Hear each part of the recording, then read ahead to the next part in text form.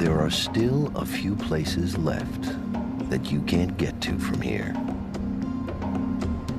Places without phones, or faxes, or even roads.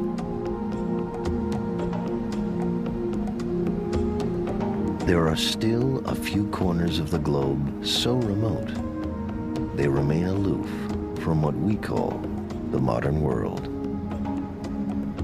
This is the realm of the bush pilot.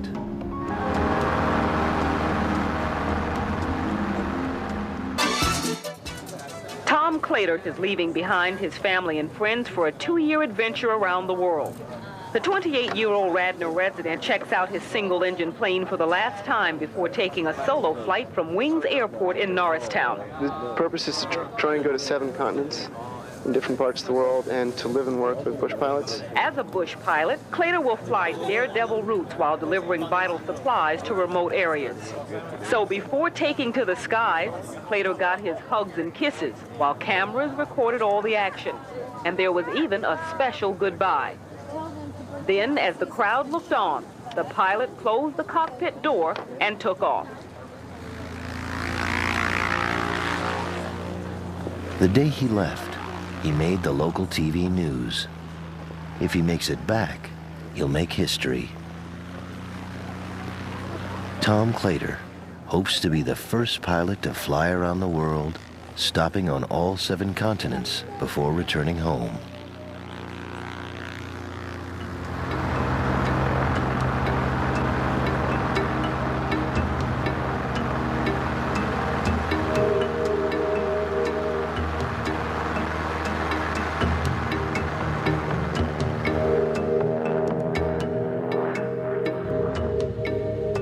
I had this tremendous desire inside to look at other places, to look in places like Greenland and the Sahara Desert, things that I'd only seen on a map in high school.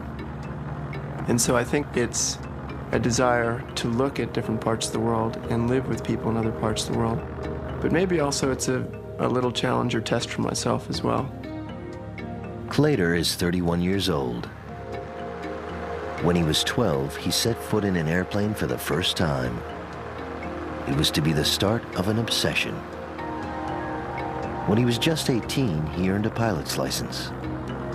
By his early 20s, he had begun working as a bush pilot in Africa.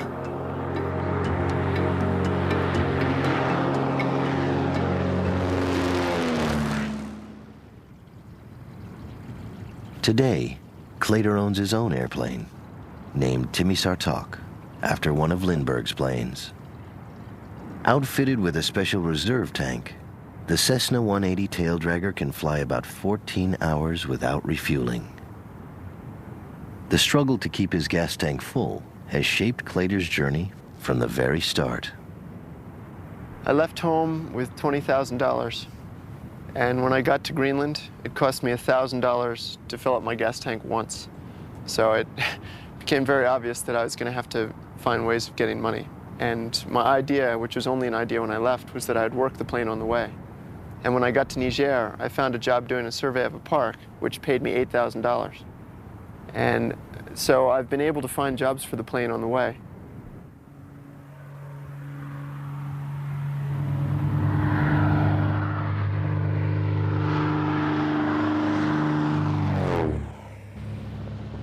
Besides working the plane as he goes, Claytor's writing a book about his experiences in the far corners of the world. So far, he's logged 46,000 miles, 3 continents, and 28 countries.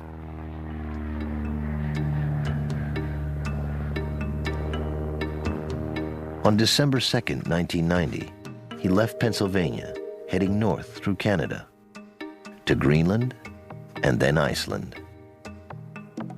In the summer of '91, he arrived in Europe, and early in '92, he began traveling through Africa.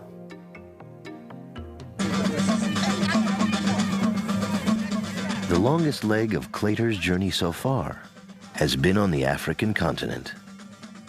His video journal is testimony to a rare and spontaneous adventure. We're now in Dan Tokpa Market, which is the largest market in West Africa. As we've seen in most of West Africa, there's a very large market in fetishes. Crocodile heads, bats, birds. La tête de vautour. Oui. Et ici, c'est la vipère. C'est la vipère. La vipère ici. Oui. Et là, c'est le python. C'est le python. Ouais, c'est la tête de python. Tout Qu'est-ce cela. que tu fais avec ces choses? Ah, ça là, on travaille beaucoup. On ne peut pas citer ça aujourd'hui. C'est le bat, hein? We're now in Lome, Togo. À quoi tu veux que ça tourne? Quel est ton nom? Duty. Mr. Duty. And Mr. Duty has with him scorpions. Qu'est-ce que tu fais avec ça?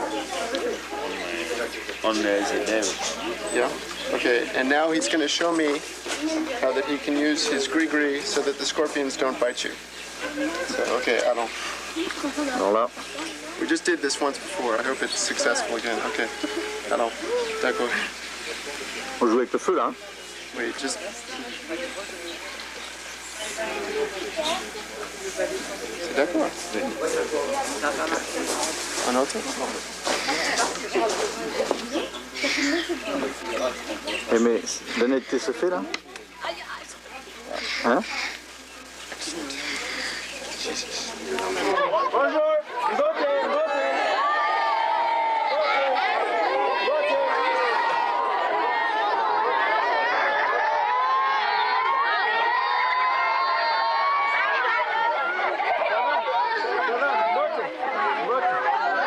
Starting to rain now. So this is Pocola.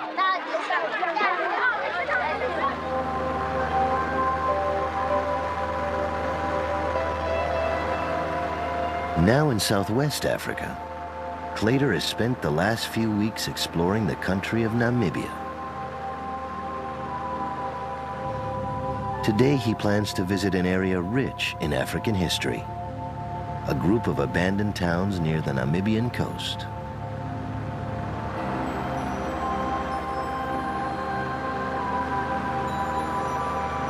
There's a town southwest of the Namib Desert called Kolmanskop, and this town was founded because a railway worker working on the rail line found a very pretty stone, and this led to a diamond rush which caused this town to spring out of the desert.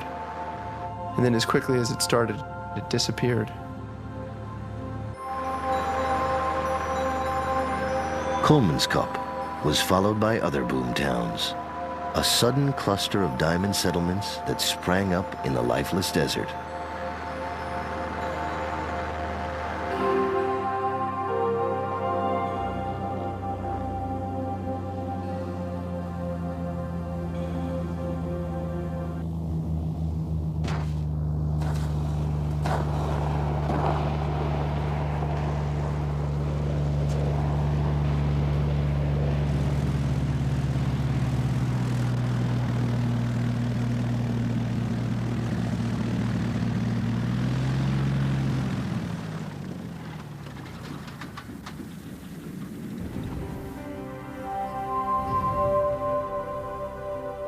At the turn of the century, diamonds were so plentiful here, they say you could collect a jarful a night by just picking up whatever glistened in the moonlight. In the saloons, you could buy your whiskey and your women with raw diamonds. May 10th. It's a ghost town, almost like the American West. Casinos, hotels, houses. There is something haunting and magical about this place. I keep looking in the sand, half expecting to find a diamond, but there are none.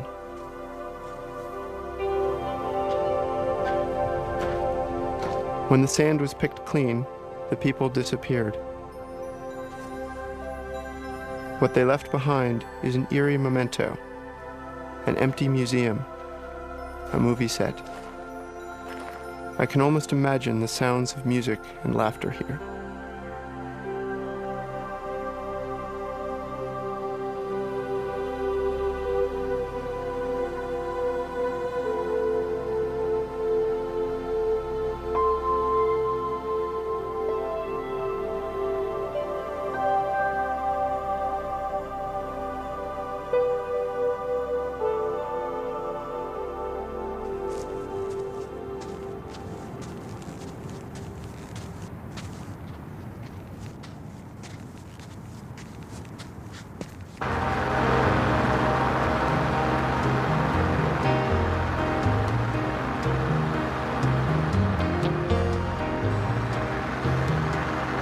Claytor's itinerary is deliberately unpredictable.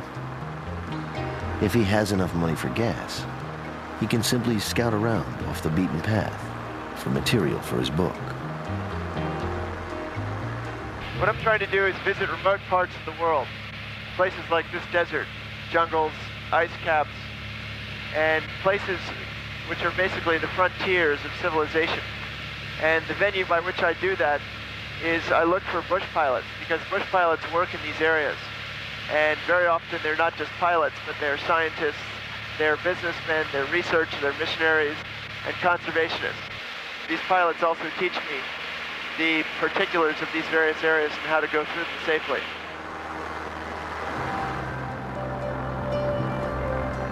Recently, another bush pilot told Claytor about an isolated shipwreck on the Namibian beach, one of the many skeletons along Africa's infamous Skeleton Coast.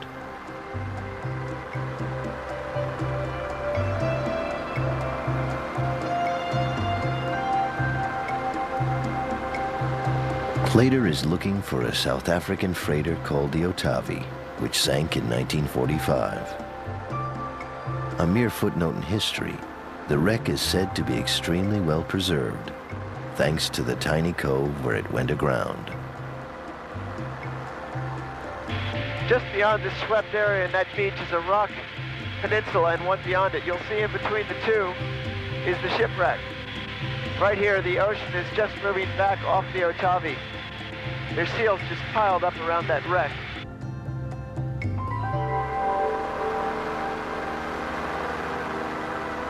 But you can see the wreck jutting up out of the sand, and part of it's been split off. And those are seals. They're just packed all around it.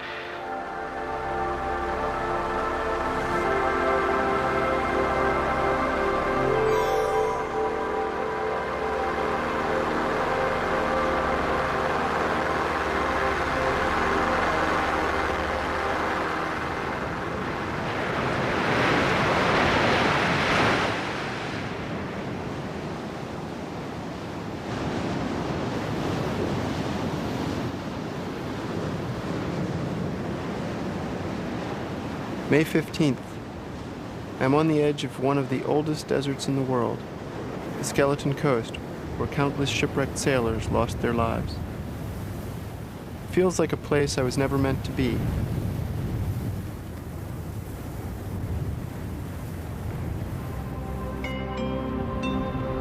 Like a ghost, the Otavi looms before me, rising 3 decks above the sand, something almost lost and forgotten. I try to imagine the men who wrecked here half a century ago. How did it feel to be marooned in such a place? The wreck of the Otavi is so inaccessible that Claytor is probably the lonely vessel's first visitor in decades. His book promises to be a guided tour of the middle of nowhere.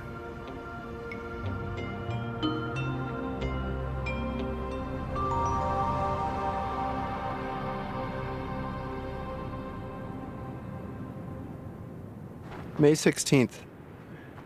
Today is the 894th day since I left home.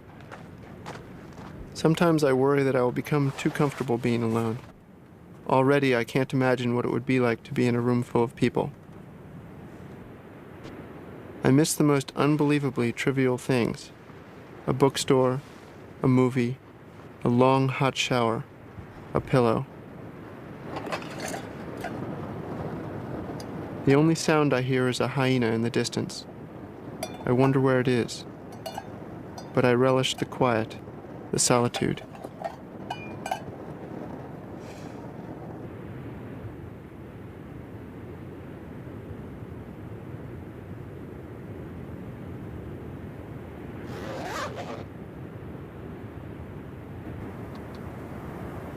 May 17th. I wake up at dawn and it's freezing. I'm always amazed at how cold it can be in the desert. I brush my teeth and break down camp, and then, almost as though it were a part of myself, I see to the plane.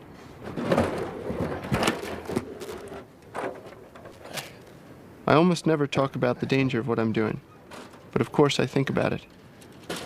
I check everything, then I check it again. 3 pilots I met in the Faroe Islands were recently killed when their helicopter crashed. That makes 15 pilots, 15 friends who have died since I started flying.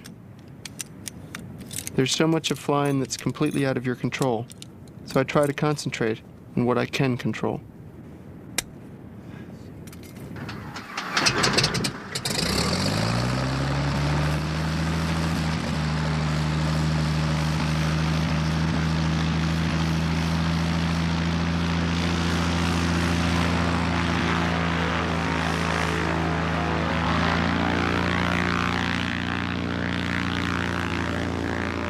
Despite the dangers, and perhaps also because of them, Claytor loves to fly.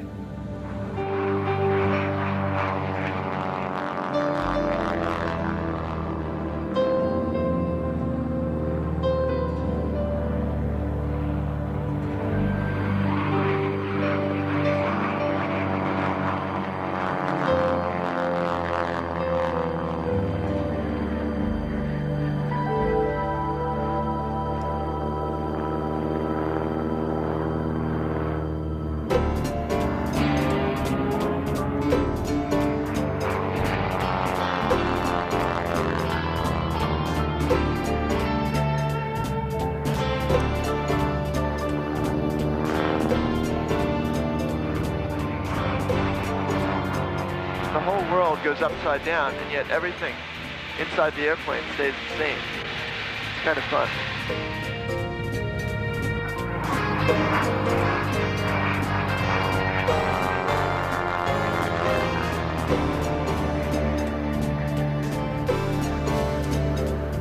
If you do it wrong, you can really get into a lot of trouble. You can really scare yourself. If you do it too fast or too slow, or you stall the tail, your heart drops. So that's when I do it by myself to practice it, because you don't want to do it wrong when you're trying to show it to someone.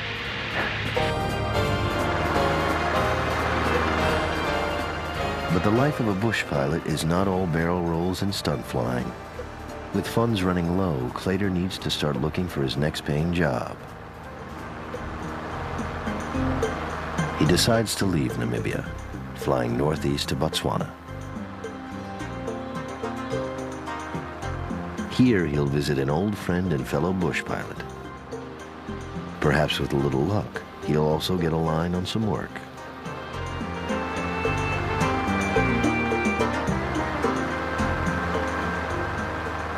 Bush pilots everywhere seem to have an informal network for news and information. In Africa, many are involved in wildlife management and conservation, like Lloyd Wilmot. Just keep a lookout for breeding herds and any sign of vultures and hyenas. Wilmot runs a safari camp in Chobe National Park. In addition, he uses his plane to help combat poaching in the immense refuge, where he is an honorary game warden. These herds come and go. Some have already pushed off north. Today, Claytor has come along with Wilmot to track a herd of elephants just outside the park. You got a huge herd underneath you right now. Roger. I'm turning to the right. I want to have another look at that herd. Okay, I'm coming up behind you.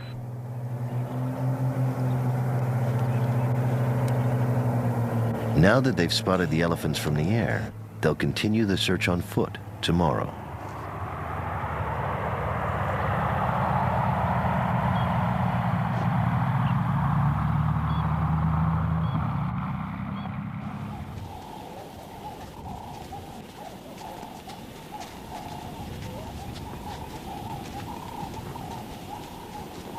Lloyd Wilmot is one of the few wildlife experts who routinely approaches elephants without the protection of a vehicle. He and Claytor will wait at a watering hole for a close-up view of the animals. What do you do when if you're walking through and you're surprised by an elephant? Is there a trick to not getting eaten? There's no real trick. The thing is to try and keep the wind in your favor. If you can see him before he sees you. You can figure out which way the wind's blowing, and then go downwind of him and keep clear of him. But in the ultimate analysis, if you are confronted, you get to something like a big tree like that. If you can't climb it, you just get behind it. And you have a clod of earth like a lump over there or a piece of wood. And throwing that at them often turns them and distracts them. Mm. In their sort of terms of reference, nothing has ever thrown anything at them. So they get a bit disconcerted when you actually throw something at them.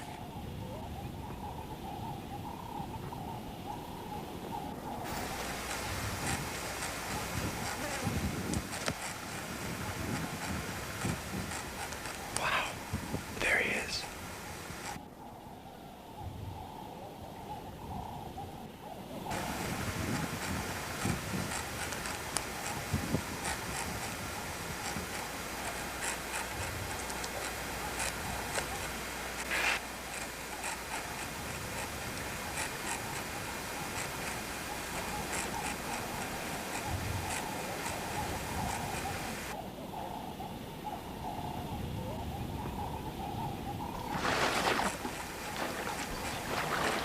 It's bull meets bull.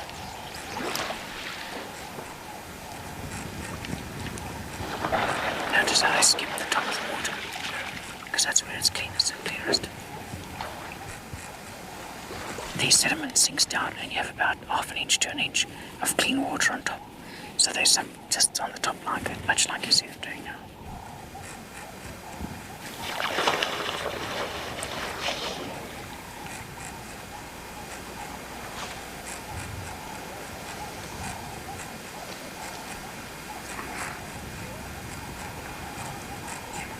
Clater approaches a bull to shoot some video of him, but the large male has no interest in posing for the camera.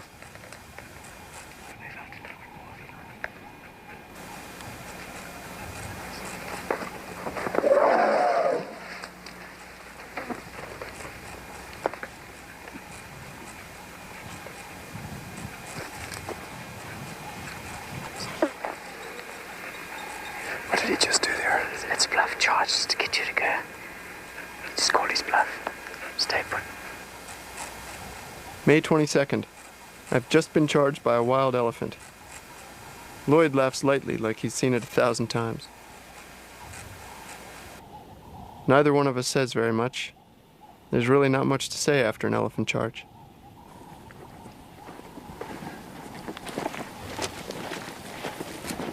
After a while, a large group emerges from the bush. It's an extraordinary thing to be so close to these magnificent creatures. It's easy to feel small in the face of such splendid power.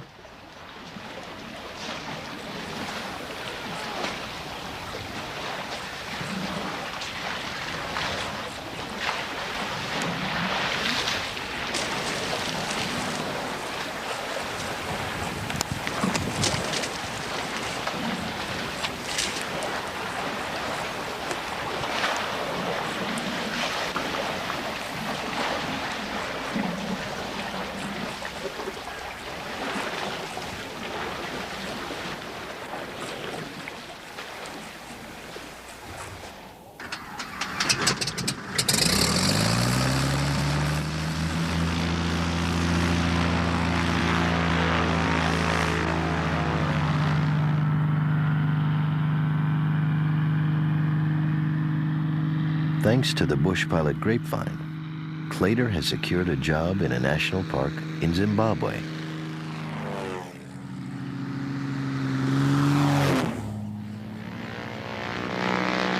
The two pilots part company in the Botswana sky.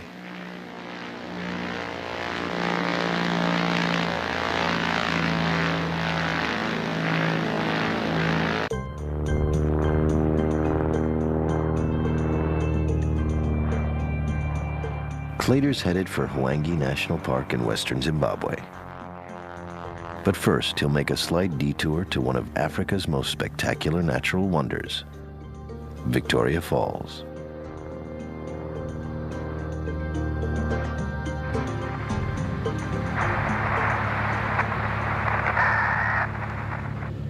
Okie doke, well, we'll check that on the ground.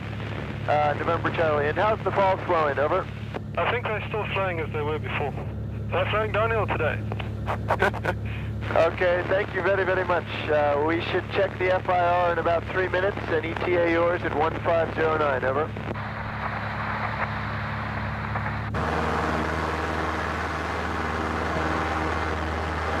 I'm now flying low over the Zambezi River, approaching Victoria Falls. And as you look ahead at the trees, you just see this mist, this towering mist, rising out of the trees and above the water. And the Africans call it Mosi Otunyo, which means the smoke that thunders.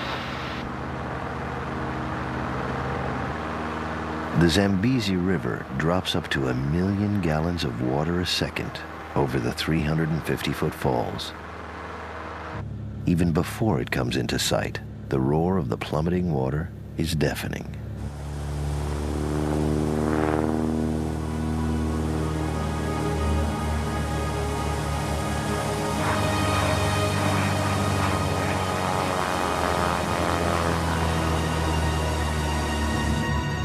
The rainbow everywhere. You can see the mist filling the screen.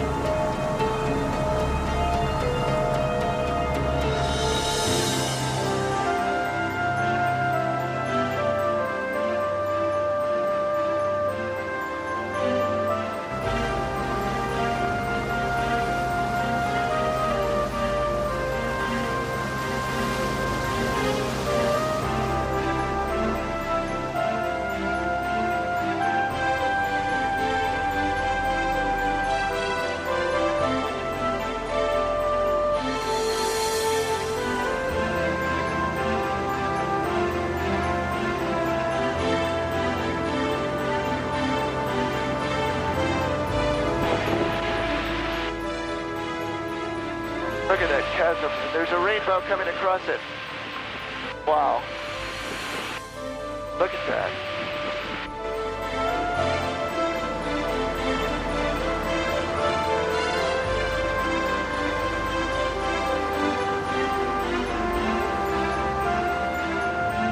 Right below the falls, you can see their gorges that just zig back and forth about 5 times. And in these gorges, it also drops down to this boiling black water below. It's spectacular.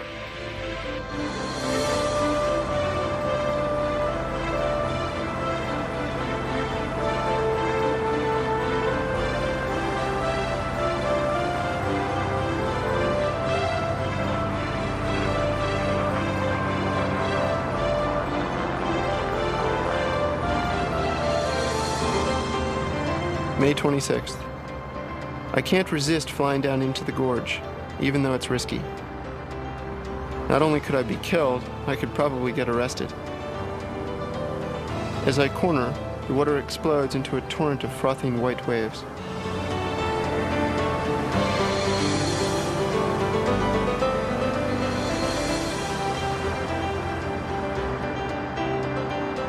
Sometimes flying is just a fast way to travel. And sometimes, it's the greatest thing in the world.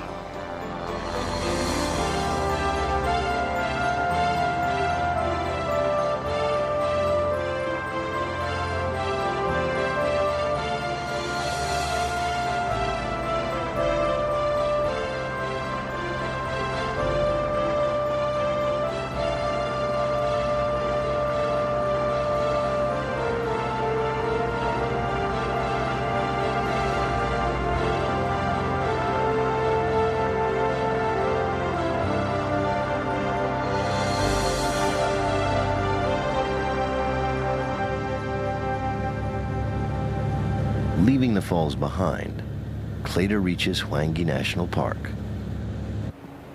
Before he can land in a remote area, Claytor has to clear the runway.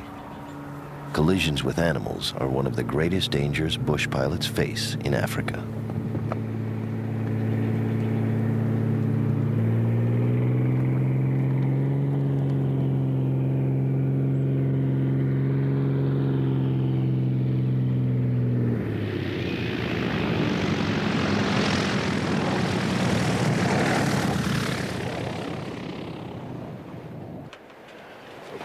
you feeling strong this morning?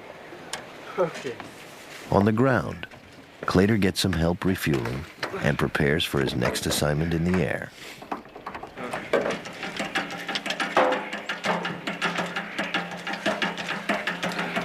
Is that enough slack?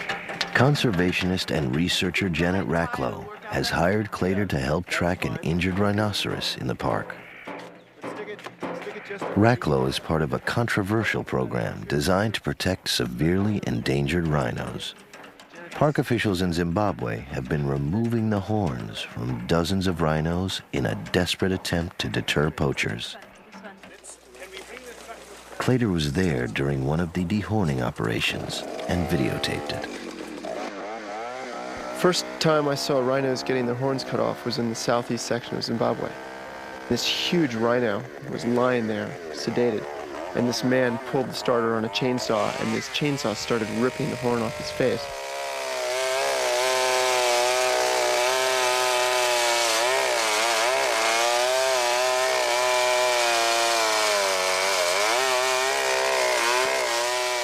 You start to ask yourself, why are we doing this? And what was made clear to me was that there's nothing else they can do here.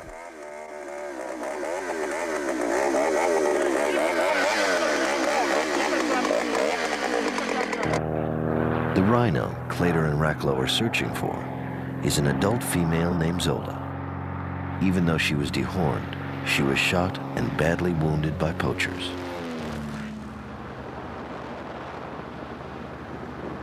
In the vast 5,000 square mile park, the only way to locate individual animals is from the air.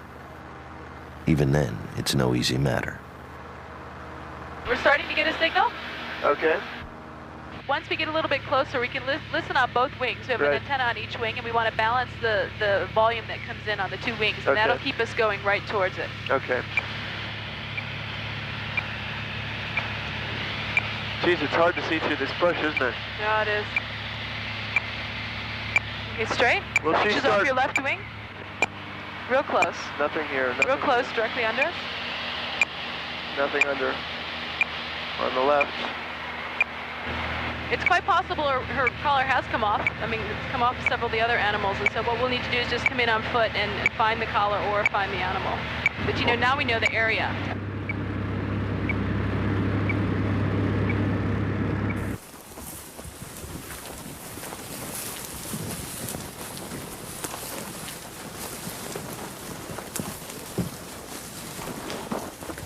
With the help of expert trackers, the search for Zola continues on foot.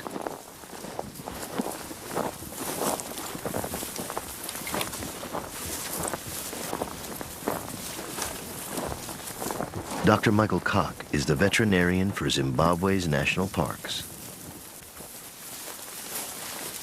Once they find the rhino, Dr. Koch will shoot her with a tranquilizer dart so he can treat her gunshot wounds.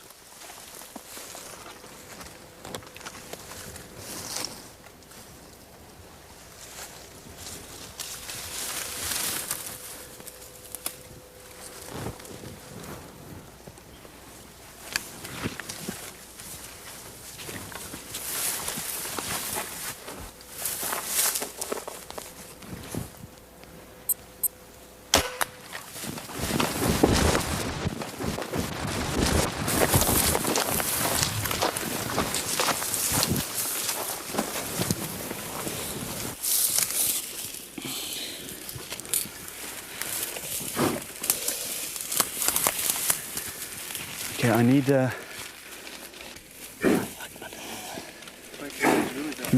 whole leg's swollen here, man. But That's from a gunshot there? yeah. What we need is I need an eye cover. Where's my On a shirt?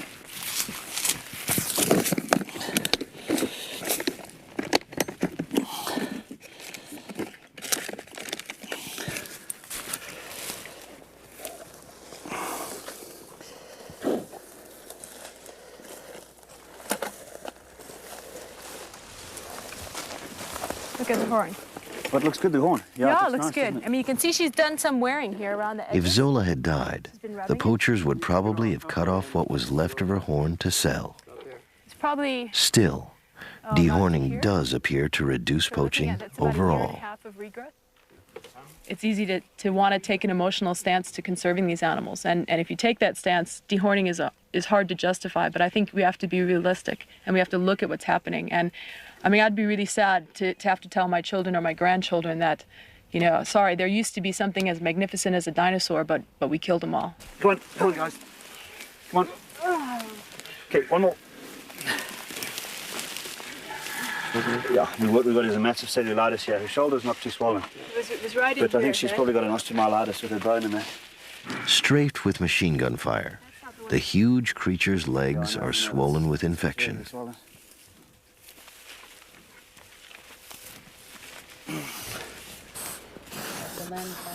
Once her wounds are treated, Zola will be given an antidote to the tranquilizer and freed.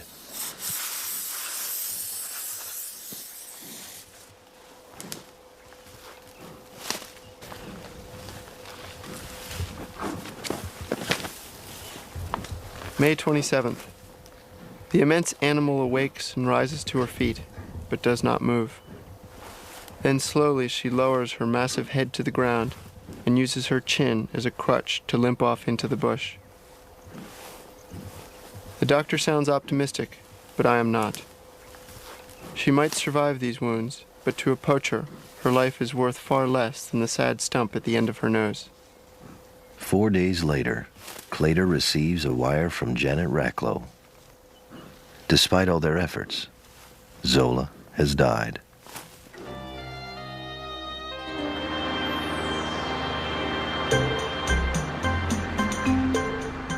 Back on his way, Clater returns to the explorer's life. He has decided to pay a visit to an orphanage for chimpanzees in Burundi. Clater heads north towards Burundi.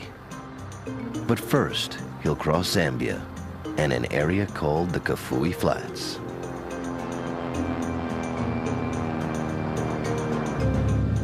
I'm now somewhere over the Kafui swamps, and as far as you can see in every direction, it's absolutely flat, and it's this green patina over dark blue water. If you didn't see the sun reflecting in the water, you'd think that it was grass. But by the sun's reflection, you know that it's just a green patina of growth on top of this vast swamp.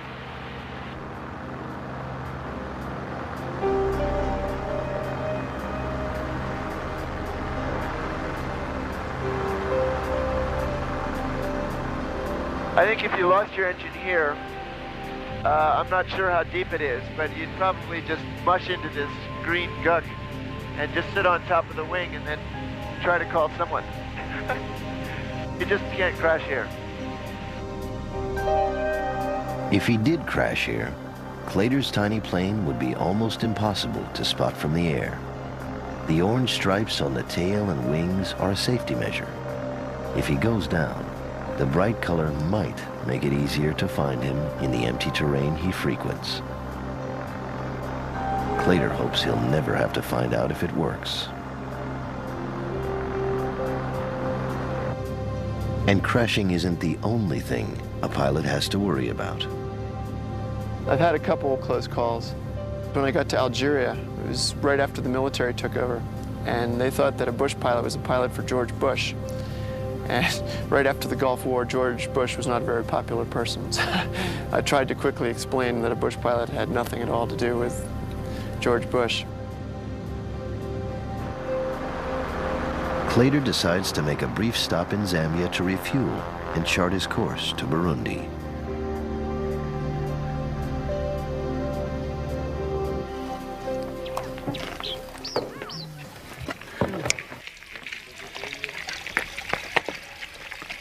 Mulibwanji. Binobwanji. How's everything here? No, everything is okay. I am from Ndola, but I've needed to refuel. Hello, how are you? Nice to meet you. I'm Tom. Hello, how are you? I don't know who you are. Nice to meet you. Hello. How are you? You're fine. Hello, how are you? Where are you guys from? No, yeah, just from around here. Yeah. The lanky American is an unusual sight wherever he lands, and his grasp of African languages is often a crowd pleaser. Where did you learn Nyanja? Nyanja in Malawi. I know Muli Bwanji. I know Ndili Bwino. Zikomo kwa Mbili. Bambo. This is my first time ever to come here. Nice to meet you. It's very nice to meet you. And only this landing, you're supposed to pay something, landing fee. I can pay it. How much should I pay you? I want to pay how much? It's supposed to be 560. This is the, how many kilograms? It's 1 ton. 1 ton, 560. 560. How many US dollars is that? It's about $1 US. Less than that. Okay, can I pay you $2 US? That would be okay. Okay, so is that okay? This is more than okay. Okay. That's the problem is. No, but please, the change is for you guys, if you can have it. Okay, so All right? thank you. Because landing fees here are very reasonable. Yeah, very cheap. Yes. Less than a cent maybe. So how many kwacha is it to $1? It's about 500. Oh, and the landing fee is 5 kwacha. 5 kwacha. So it's 1/100th of a dollar. That's right. So it's 1 cent. Around that much. Okay, well then these are for you to do as you wish to improve your airport. I think that's the cheapest airport I've ever landed at in my whole life. Time factor. Okay, thank you.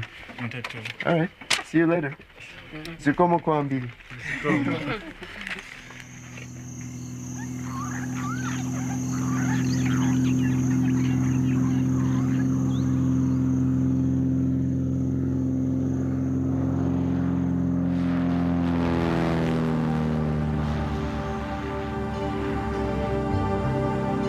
When you fly in the day, it's very bumpy because the sun heats the surface of the African Earth and it just jets these currents of air straight up.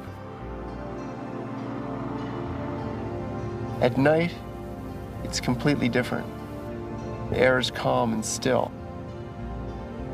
You can see the stars, you can see fires in the ground. You can see the moonlight reflecting off of lakes. And it's a very calm and peaceful and kind of reflective time. You're suspended in space above this large black thing that you can't see. And it's mysterious.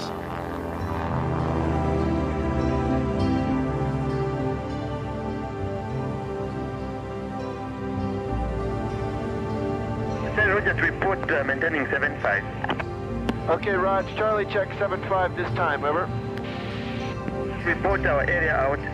Roger, we'll call area out, November Charlie.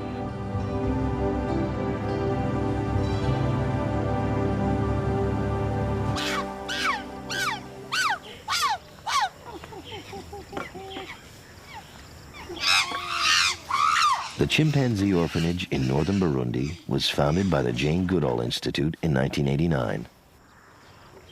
Chimps confiscated from smugglers are brought here to be cared for by conservationists and volunteers. Dean Anderson is the director of the refuge. At the moment, it is home to 17 chimpanzees and 1 baby gorilla. How old is she? She's about 3. How did you find her? I mean, Well, she was confiscated at the airport. She was taken from her forest home, as all the other chimps were. In Zaire. In Zaire, in the Kayuzi-Biega area, eastern Zaire, because she's an eastern lowland gorilla, by poachers. And then she was brought to Kigali. She was in transport from Zaire through Kigali, Rwanda, to Egypt. Now, Egypt. Now, what they were going to do with her there, I don't know. Probably a zoo or Is that where they were mostly going, to zoos at one point? Or is this... Zoos, probably. A gorilla would probably go to a zoo. Because a private person would just... No. Not be so interested, right? No. Because they get too big and too violent. Yes. Well, too big. I mean, how do you keep a 300-pound gorilla or something? I mean,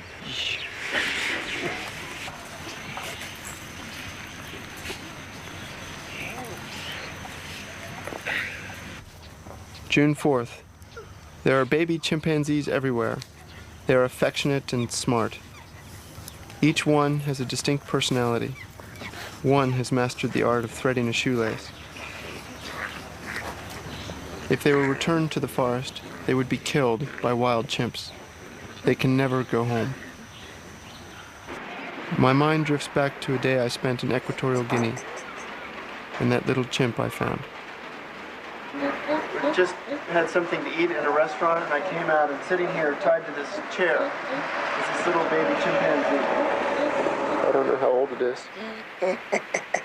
And he seems very cold. He was hugging himself when I found him. And I'm shocked by it. I don't know what to think. He's just sitting here.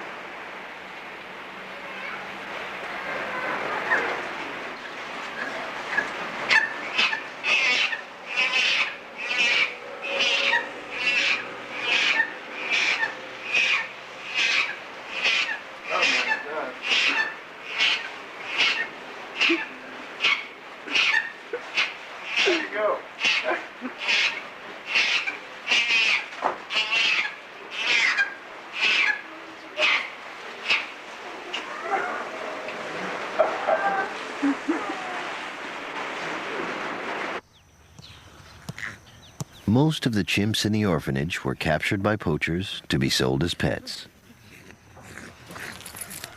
Though they are extremely appealing as babies, growing chimpanzees are too smart and too destructive to make good pets.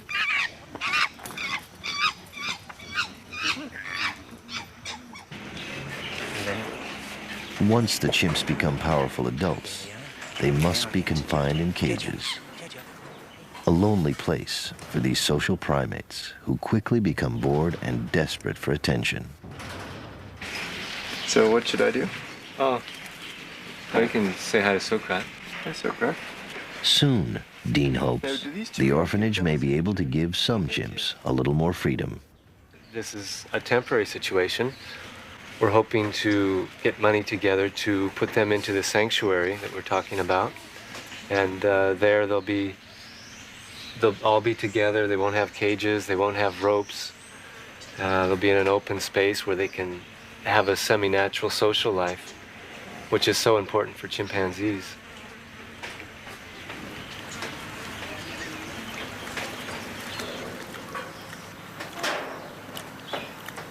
Wildlife in Africa seems to be in direct conflict with people here because they need space and the animals need space and the animals end up losing.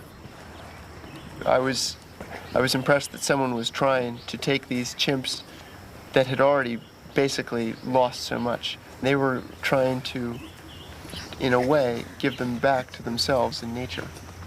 Maybe it's not perfect, but it was something.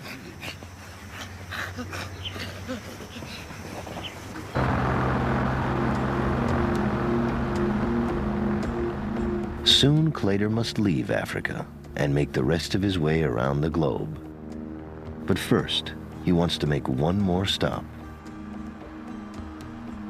For some time, he has wanted to visit Zaire, but so far, he hasn't been granted clearance to land there. Okay, this is Mike Oscar, Southern Zaire, over. Roger, Mike Oscar, November Charlie. Is there any way for me to confirm a clearance from Ndola, over? It's very difficult because of the fact that there's no telephone communication between the two places, over. Okay, Roger. If I arrive with my copy of the AFTN request, how easy is it to negotiate once on the ground, over? How much money do you have, over? I've got a fair amount. How much do you think it would cost, over? At least $250 each, over. Roger, understand. The turbulent political situation in Zaire makes it extremely difficult to get permission to enter the country. Clader decides to go in anyway, without an official clearance.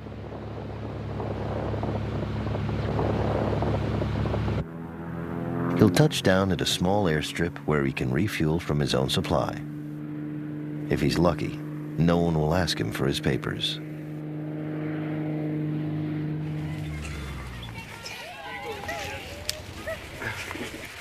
Jambo. Jambo, sir. Bye-bye. Wewe kimbia mingi sana, huh? In Africa, there's a rule, an unwritten rule, and that is that it's easier to get pardoned than it is to get permission. Because of communications and how difficult it is to get clearances and things, it's sometimes easier just to do them. And afterwards, of course, you get in trouble. But the Africans are very forgiving, good people, and very often they'll forgive you. For Clader, Every day is part of a grand, if solitary, adventure. He's been away from home for nearly 3 years, and it could be 3 more before he returns. From Africa, he will head east to the 4 remaining continents between him and home. Clader has grown accustomed to being a stranger everywhere he goes, but he is also changed by every place he visits and every person he meets.